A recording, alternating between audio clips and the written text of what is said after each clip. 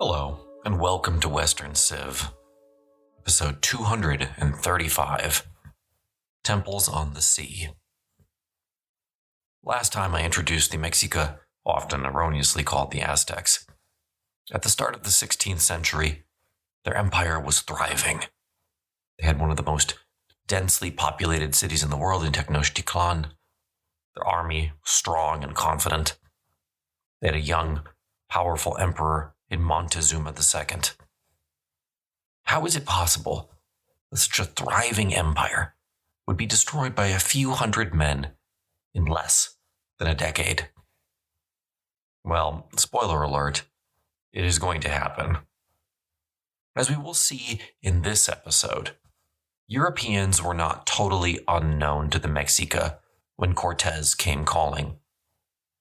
Mexica were aware of rumors about quote-unquote temples on the sea and other strange tellings. How much of it was true? They did not know. But they knew something weird was happening.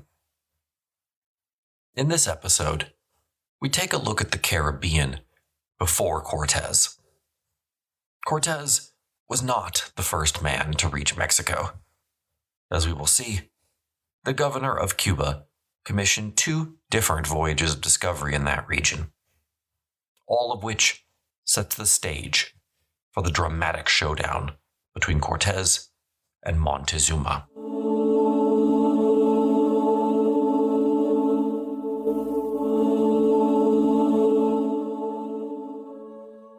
In 1512, a trunk washed up on the shore of what is today Mexico, near the Gulf. Mexica authorities there had the trunk brought to Tenochtitlan immediately. Inside were several suits of clothing, some jewels, and a sword. No one had ever seen anything like it before. Who could these belong to? The gods? Some foreigners? Guesses were all over the board. Montezuma shrugged and divided the goods up between 2 of his vassals. But a little later, there was more news. A messenger arrived from the Yucatan. He carried a folded manuscript that depicted 3 temples at sea, floating on large canoes. What was this? The same questions swirled all over again. Montezuma, now thoroughly perplexed, asked his advisors what to do. They recommended further divination, so Montezuma consulted the priests. Having been forewarned, the priests were non-committal, and as a result, Montezuma punished several. Still, Montezuma could not avoid the reality. Something very new, something totally unique, was happening.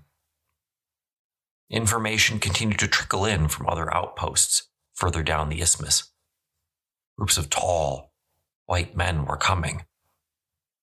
The Mexica may have even heard of Darien, a community of Spaniards established in 1513, southeast of the Yucatan. Whatever the challenge was, Mexica, though, seemed well equipped to deal with it. Montezuma II was the 5th ruler of the Mexica, since they had risen to prominence in Tenochtitlan as the sole kingdom of consequence. In 1518, he was about 50 years old and had been emperor since 1502. He's one of the few pre-Columbian Mexica people we have an image of. He was of average height, with a dark complexion. His hair was wavy and his nose aquiline. His forehead was flat but proportional. He is generally described as astute, wise, and prudent. Quote, when he spoke, he drew the sympathy of others by his subtle phrases and seduced them by his profound reasoning. End quote. Like most Mexica, he was courteous. Quote, as polite as a Mexican Indian, end quote, was a common Spanish phrase at the time. Courtesy was necessary, as the Mexica government was highly dependent on personal communication. The emperor maintained a guard of provincial lords as well as many armed men. Even if we assume Montezuma only met Cortes with this personal guard, he would have outnumbered him. Montezuma's reign had enjoyed several successes. He had defeated as many cities as his predecessor, and that man had been known as the Conqueror. Many of these new territories were in the fertile region of Veracruz, precisely where Cortes would later try to establish his first colony. These lands were fertile to some extent because of a New Mexico law, probably passed by Montezuma himself, making it obligatory to cultivate any land you occupied. Nothing fallow, nothing wasted. In the spring of 1518, a common laborer came to the imperial court. He was unprepossessing. He was not only dressed roughly, but he is said, and this is according to the sources, to have had no ears, no thumbs, and no big toes. He came from a place near the Eastern Sea. The individual brought the news that he had seen, quote, a range of mountains or some big hills floating in the sea, end quote.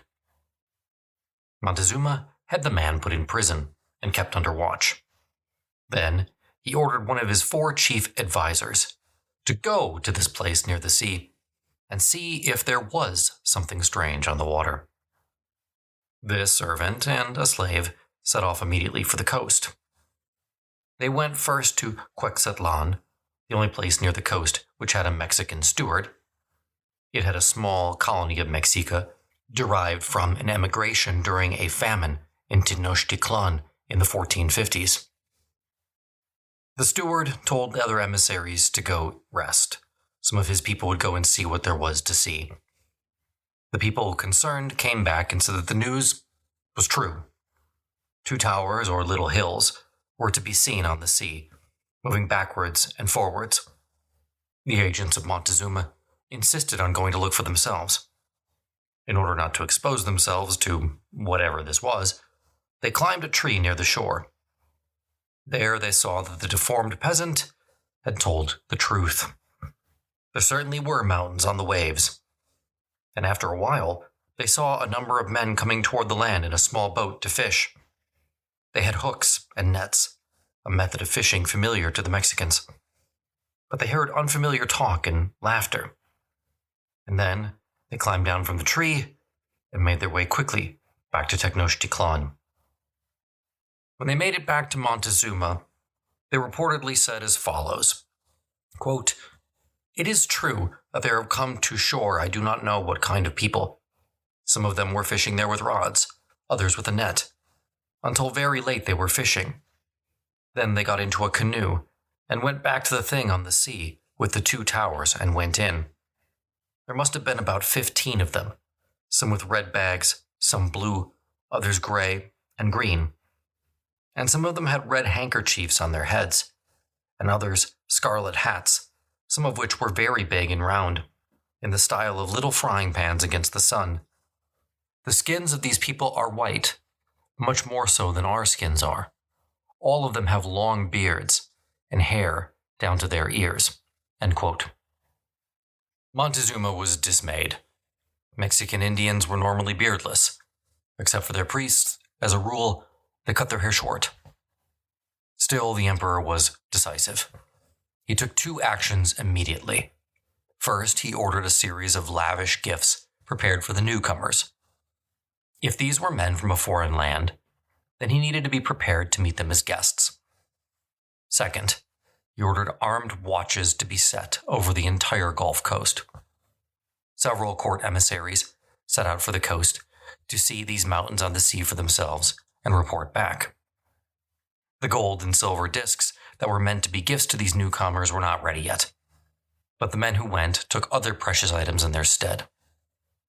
When the emissaries reached the shore, they rowed out to the Spanish ships and kissed their prows. This was a sign of respect. According to legend, the Spanish on board called out to the Mexica, quote, "Who are you? Where is your home? Where have you come from?" end quote.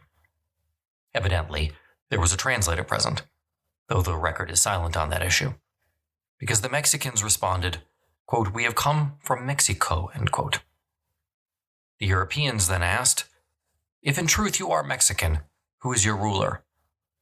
To which the Mexicans responded, "Our Lord's name is Montezuma." Again, this is all based on European accounts, so we can never be 100% sure how much of it is accurate. But assuming that the gist happened as the Spaniards recorded it, then this would be the first ever interaction between a Mexica court official and a European. The Europeans then tossed some very unimpressive items to the Mexica envoys, including biscuits and some glass beads, and that was the end of the encounter. Those Mexicans then returned to land and swiftly made their way to Tenochtitlan. Their report to Montezuma ran along the following lines, quote, "O our Lord, mayest thou destroy us, for behold what we have seen, behold this we have done, where thy grandfathers stand guard that thee before the ocean. We went to see our lords, in the midst of the water. All thy mantles we went to give them, and behold, they gave us of their noble gods." And they told them that this is what the strangers had said. Montezuma replied, quote, "You have suffered fatigue, you're exhausted, rest." These words were the formal of greeting, and he added, "No one shall speak anything of this. No one will spread the news. You will keep it to yourselves." Montezuma then examined the little presents and trinkets the Europeans had sent. He liked the beads. He ate one of the biscuits and said it tasted like a rock. He weighed a piece of a rock and then another against the biscuits, and naturally found that the rock actually weighed less. Then Montezuma retired with his senior advisors, probably all 30 members of what he called his Great Council.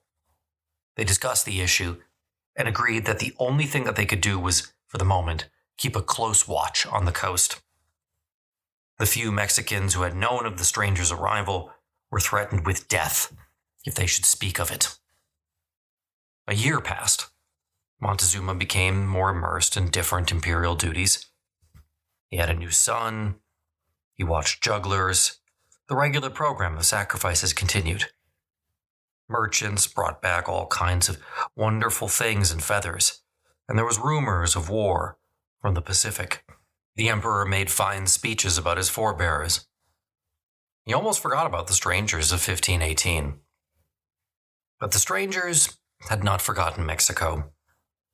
And as they had once foretold, they came back in 1519 once more.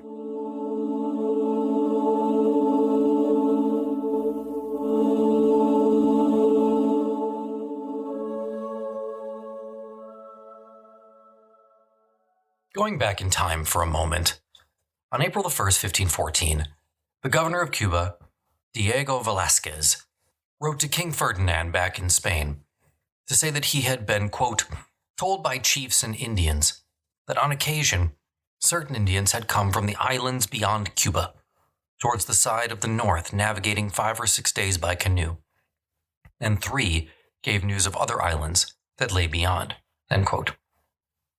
Now keep in mind, in 1514, we are still less than 25 years removed from Columbus's first voyage.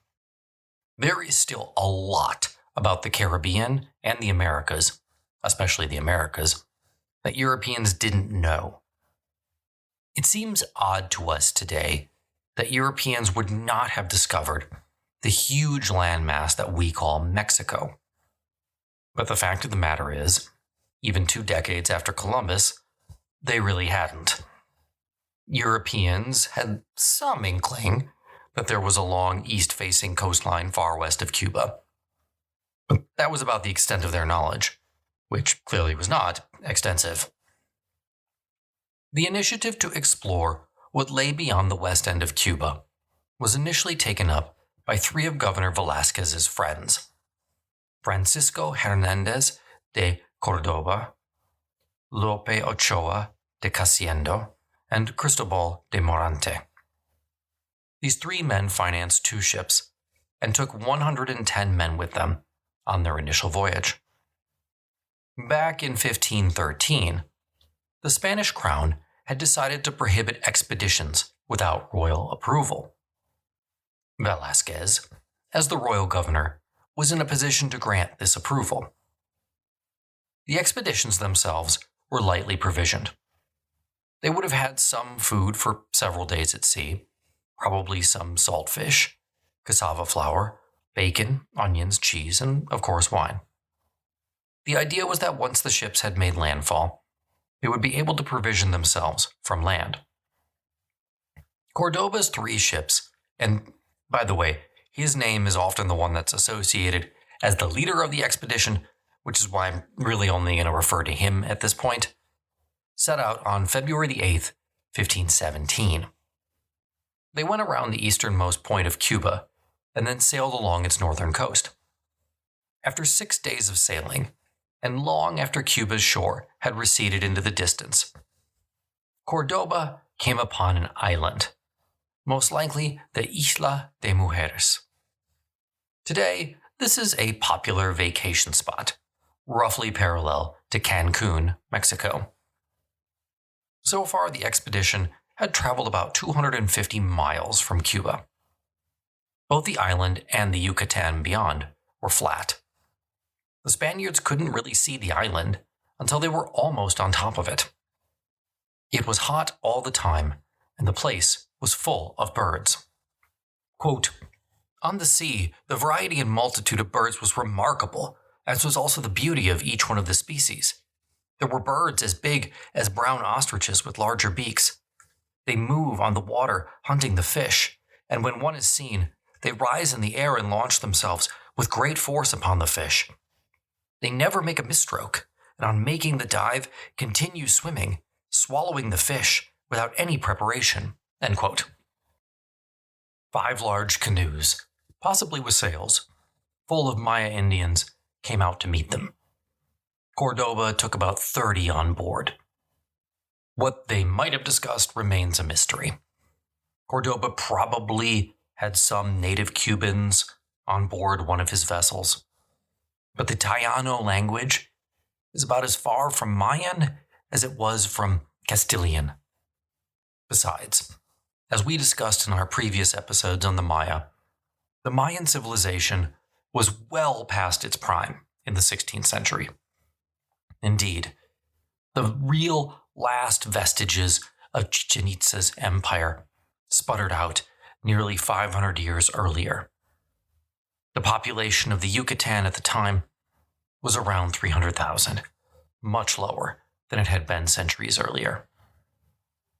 Regardless, Cordoba, in the name of King Ferdinand, took possession of the Yucatan. Now, by this time, the Spaniards were in the habit of reading a formal document called the requerimiento, or requirement, to the indigenous people wherever they landed. The requerimiento was a document written in 1510, according to most sources, by Juan López Palacios Rubios, acting in his capacity as a member of the Royal Council of Castile. Rubios was a doctor, a judge, and King Ferdinand's chief lawyer. He was also very much involved in Spanish politics.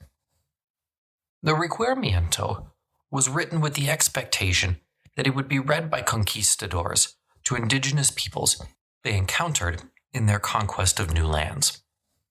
This document explained the Spanish view that the Pope had God-given authority and that he had used it to grant the King of Spain legal jurisdiction over the new lands.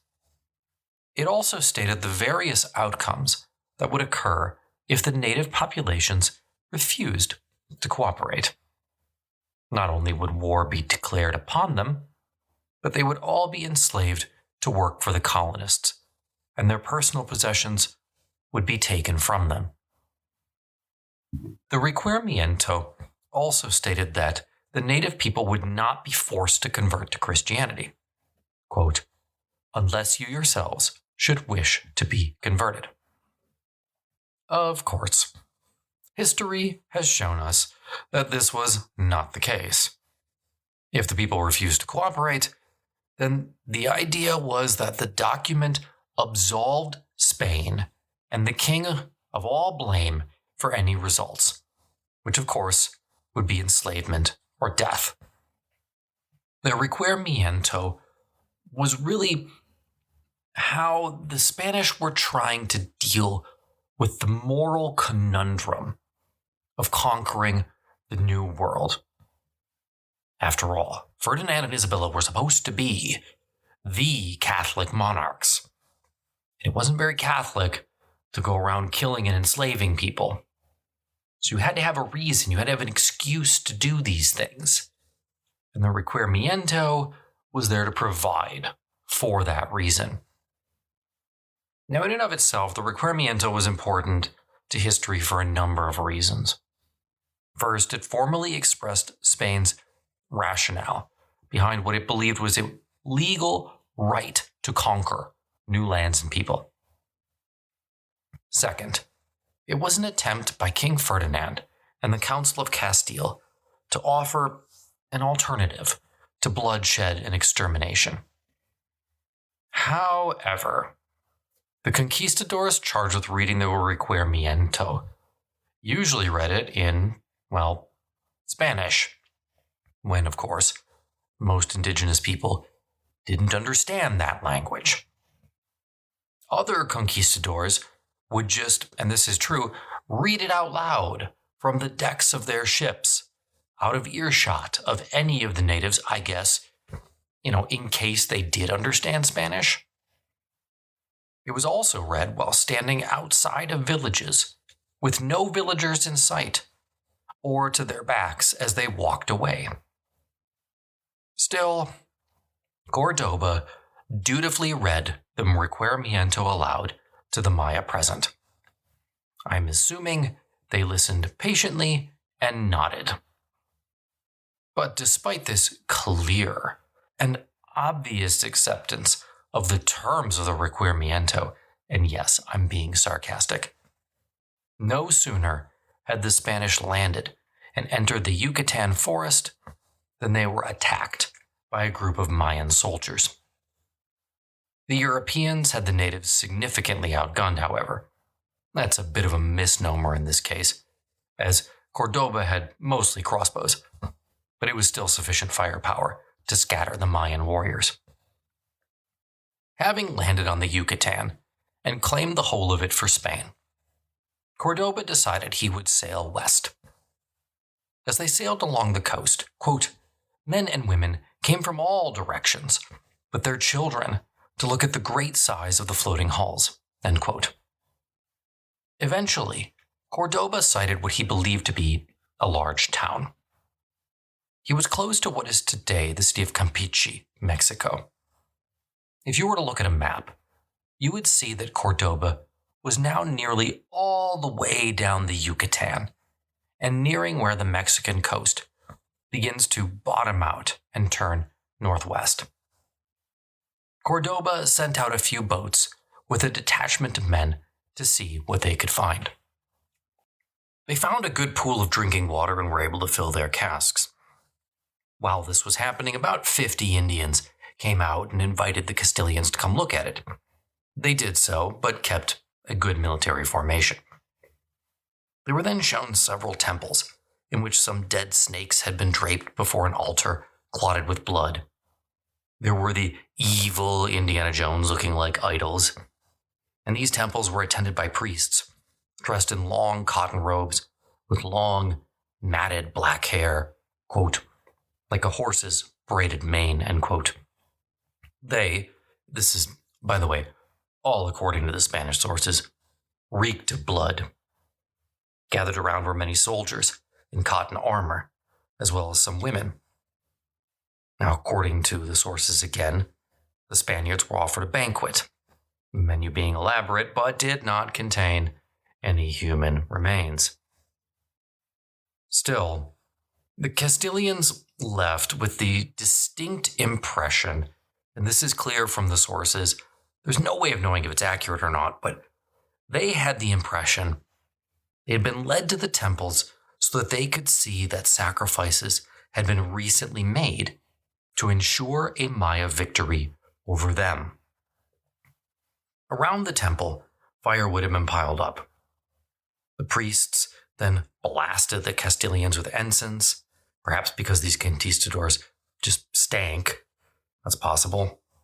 The priests also showed by signs that the conquistadors needed to leave before they began to burn the firewood, or else they would be attacked. Cordoba, a sensible man, did just that. And he called this town Lazaro, since they arrived there on St. Lazarus Day. Nobody opposed their leaving, but the expedition in all the sources appears to have been seriously frightened. The expedition continued but encountered high winds. So having traveled only a short distance in about 6 days, they dropped anchor again about 3 miles offshore, close to another Maya settlement.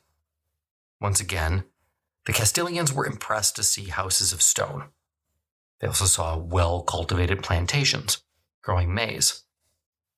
I should, again, remind you all that the only interactions that most Spaniards had had at this point with indigenous Americans was in the Caribbean, where civilization was just at a much lower level at this point compared to the civilizations these same Spaniards are now encountering in Mesoamerica. They looked for water and were told by some Maya that there was a spring on the other side of the hill. Now, the information seemed suspicious because they thought this was just a military trap. These indigenous people eventually left, and the detachment settled down for the night on the shore, something Cordoba had expressly forbidden them from doing. And for good reason. The men didn't sleep well, as all night they heard nothing but the sounds of the locals preparing for battle. The local chief was no idiot. He realized a quick and decisive strike against the invaders was essential. Had other indigenous leaders followed his lead, well, a period of history dominated by conquistadors might have gone very differently. When daylight came, the Spaniards found themselves surrounded. Unlike the natives of the Caribbean, the Maya had and used copper axes as weapons. This was a significant upgrade over stone bows and arrows. Within a short time, 20 Spaniards lay dead. By now, Cordoba had decided that it was time to get going. By the way, he is said to have been wounded no less than 30 times in the battle. Eventually, he ordered a retreat, a maneuver that he accomplished, but not without some difficulty. From there, the two ships limped back to Havana. They had been gone about 2 months. Cordoba quickly, or as quickly as he could, given his 30 wounds, went to Governor Velasquez to report what he had found. Velasquez made it clear he was going to follow up on the voyage, but that he was going to do so with a different commander. Cordoba was incensed at this suggestion, especially given all he had gone through to make the initial discovery. He told Velasquez he was going to protest the matter directly to King Ferdinand. He never got the chance. Cordoba died of his wounds about a week later. Diego Velasquez, the governor of Cuba, immediately understood the importance of the relatively unsuccessful voyage of Hernández de Cordoba. He quickly sent one of his friends back to Santo Domingo to say that he was dispatching another fleet to the Yucatan to discover more, but that the natives had prevented this first voyage from advancing into the interior. That being said, he was clear he had found something. He had found something big, and he, Velasquez, was going to lay claim to all of it for Spain. So just pausing here for a moment. What you have to understand about how all of these expeditions are going to go from this point forward is that this is, and by this I mean the Spanish operation in the Caribbean, is still kind of a quasi-feudal, quasi-medieval enterprise. We shouldn't let the words pre-modern, as in like this is the, early modernity period of Europe, confuse us. In many ways, the Europeans who are undertaking these expeditions are still very much operating with a medieval understanding of the world. So the crown that is the Spanish crown, which has gotten claim to this entire chunk of the New World as a result of a decision from Pope Alexander, the Borgia Pope.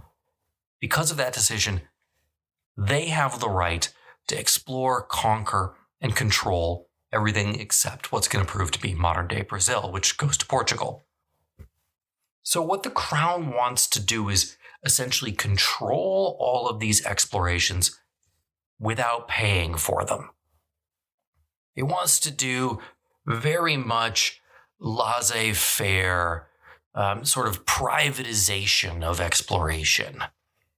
So it's going to privatize everything that happens. Yes, explorers are going to be more than happy to go and take all the risks so long as the Spanish crowd gets its chunk. And its chunk, by the way, is 1/5. 1/5 of the spoils of any expedition is supposed to make its way back to Madrid, to the royal coffers.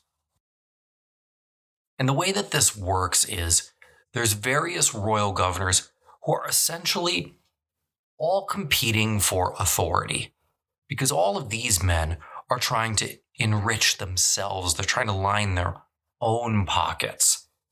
And so you have different governors in different parts of the New World, essentially in a space race, trying to see who can get to this next area first, to colonize it first and lay claim to it so that you get all the spoils. All of the royal decisions, technically, are supposed to go through Santo Domingo, which is on the island of Hispaniola, one of the first key islands and settlements established way back when by Christopher Columbus. So there is this sort of enclave of Dominican monks.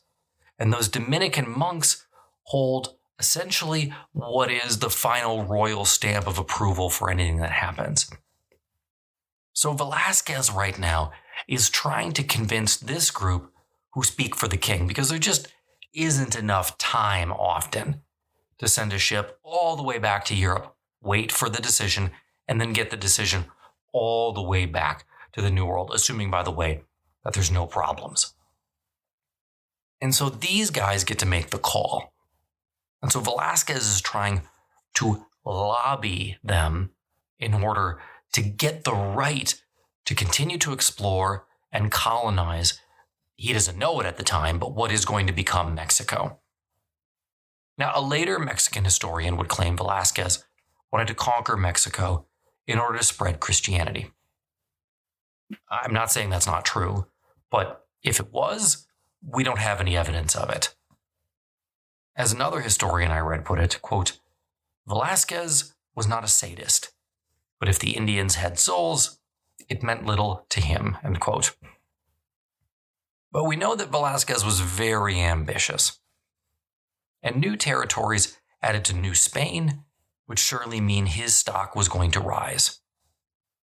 Velasquez, though, just like the Spanish king, had no interest whatsoever in doing the dirty work himself. He wanted the spoils, not the toils.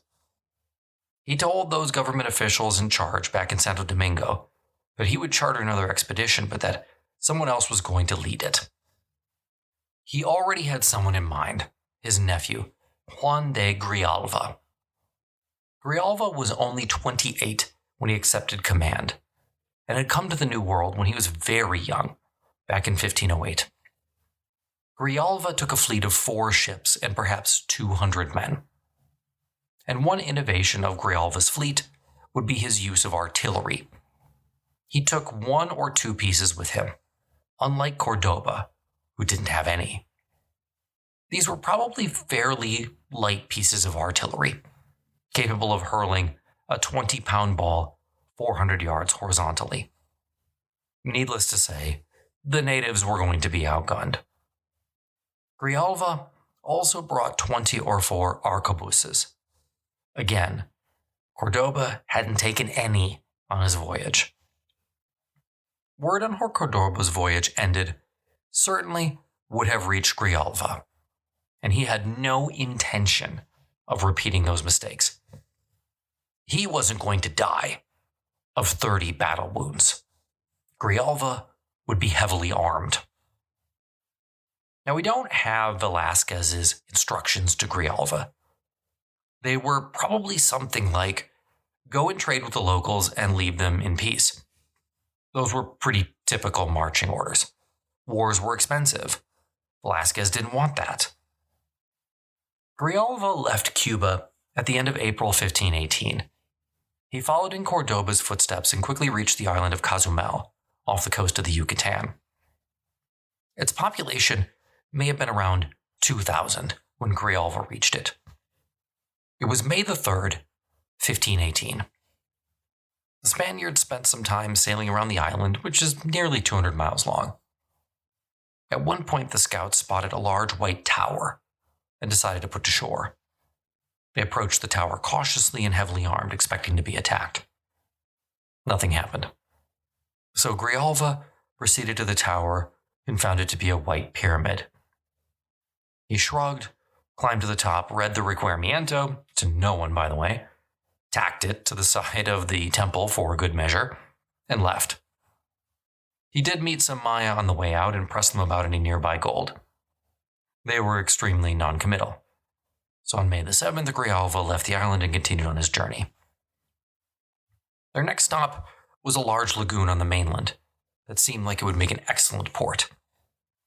At June the 8th, Grijalva reached the river in Mexico, which today still bears his name. The expedition was now probably around 100 to 150 miles southeast of Veracruz, Mexico. Grijalva didn't tarry at the river and moved on quickly. They continued sailing northwest, and only a few days reached what is today Veracruz. The region was hot, unhealthy, but fertile. To the north of Veracruz, the region was very dry. To the south, wet. Veracruz itself, sort of Goldilocks region. The region had recently experienced a wave of immigration, and so the people that they encountered hadn't been there very long. They were also under the auspices of the Mexica. These were the people loyal to Montezuma. We know that the Spaniards remained there for 10 days. They read the requerimiento.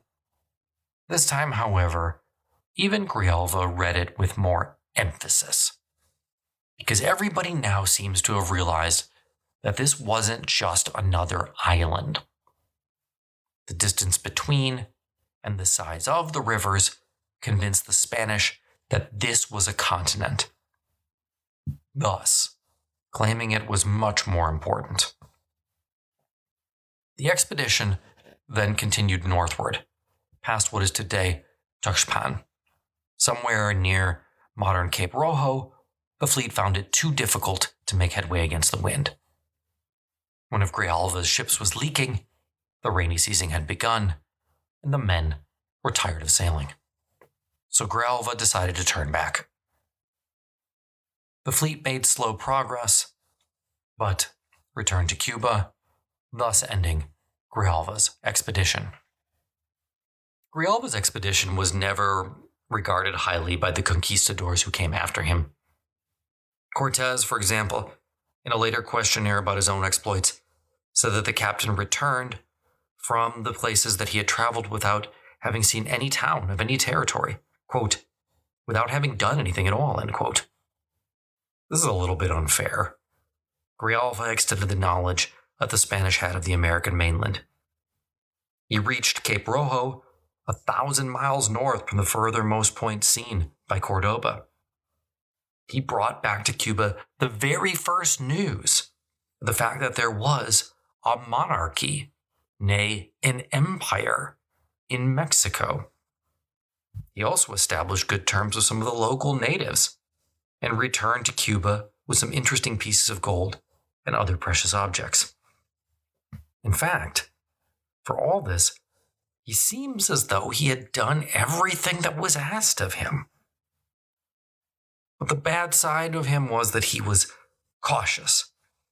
He had no personal charisma, and he wasn't lucky. Despite all this, and even though Velasquez had made a profit out of his voyage, as we'll see next time, Grijalva is not going to be tapped to follow up on his advances.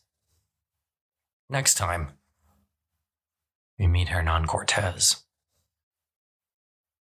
Now, if you've enjoyed the episode, you can always check out the website at westernsynpodcast.com. If you'd like to support the show or to just get ad-free versions of the show for $1 a month, you can check out the Patreon feed. Link is below in the show notes, patreon.com/Western Sip Podcast. And if you'd like the whole thing over again, we're now firmly in the middle of the Peloponnesian Wars, the wars between Sparta and Athens, in Western Civ 2.0. It's like the whole thing over again, except much more detailed with much better audio quality for the first few episodes.